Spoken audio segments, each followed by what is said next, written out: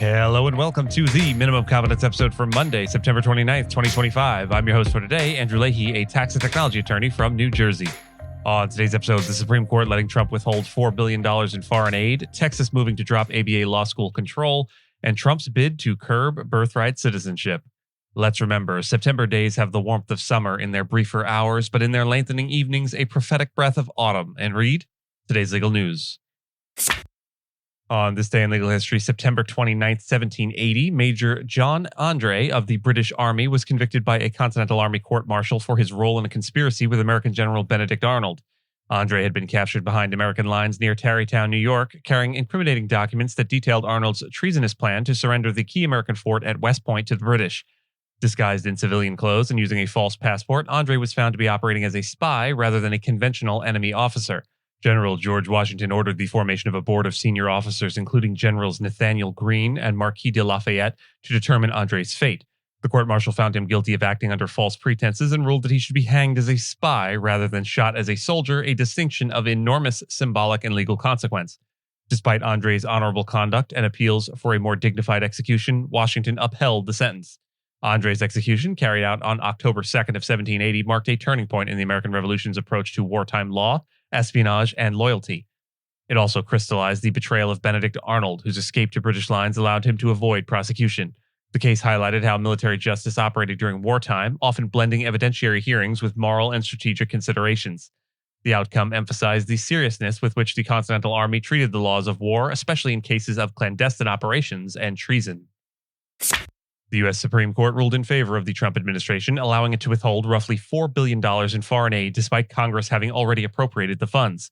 The aid was intended for programs including United Nations peacekeeping and global democracy promotion efforts.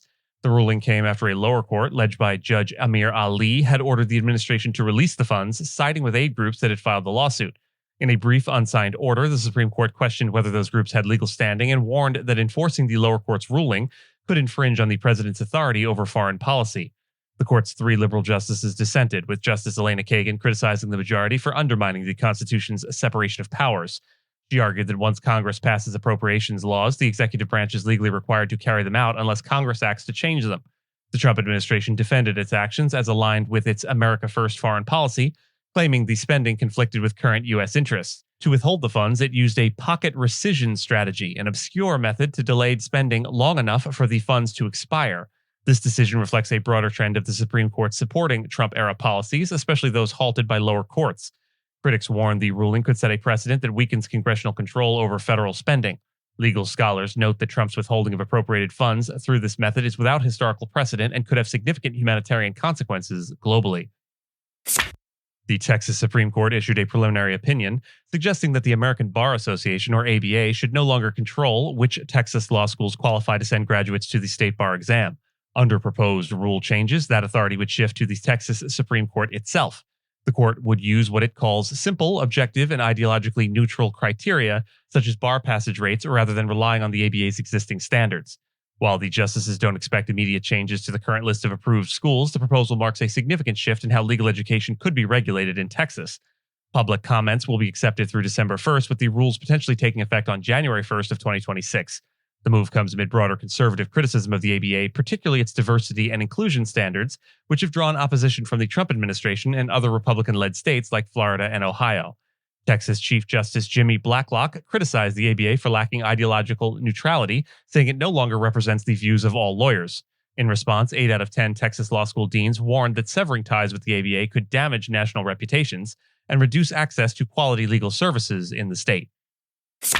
President Trump has formally asked the U.S. Supreme Court to uphold his executive order seeking to limit birthright citizenship, directly challenging long-standing interpretations of the 14th Amendment. His proposal would deny automatic U.S. citizenship to children born on U.S. soil unless at least one parent is a citizen or permanent resident. This represents a sharp departure from over a century of constitutional understanding, which has granted citizenship to nearly all individuals born in the country, regardless of their parents' status.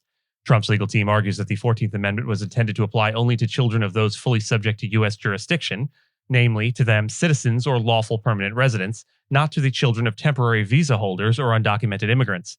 The administration is appealing a decision from the Ninth Circuit Court of Appeals, which rejected the executive order as an unconstitutional reinterpretation of settled law.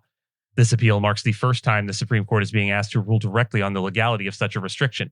In past cases, such as United States v. Wong Kim Ark from 1898, the court upheld citizenship for those born in the U.S. to non-citizen parents. Trump's team is also seeking to ask the court to reconsider a related case brought by individual plaintiffs, even though it hasn't reached the appellate level, in hopes of securing a very broad ruling. And with that, and as always, I thank you so much for listening to Minimum Competence, your daily news podcast for lawyers. If you're looking for more than Minimum Competence, links to further reading on all the topics touched on today are in the show notes. And reviews go a long way towards helping new listeners to find our show. If you have a moment, leave a rating or review on your podcast player. We'd sure appreciate it. And if you know someone that might be interested in a story we cover, consider sending them the episode. But remember, nothing here should be construed as legal advice because it is certainly never that. Minimum Competence is available at minimumcomp.com and wherever it is you get your finely crafted podcasts. If you haven't checked out the website in a while, give it a look. There are complete transcripts and resources for each episode and its corresponding segments, as well as an opportunity to receive new episodes in email, newsletter, form. We'll see you back here tomorrow, and until then, remember. And suddenly, summer collapsed into fall, right around the end of September.